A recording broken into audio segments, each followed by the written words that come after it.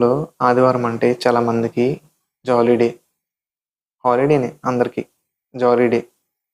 కానీ as a child of గాడ్‌గా, దేవుడిని నమ్మిన ఒక బిడ్డగా, దేవుని వాక్యం విశ్వసిస్తున్న ఒక బిడ్డగా, దేవుని రక్తంలో కడగబడిన విశ్వాసిగా, లేదా ఒక శిష్యుడిగా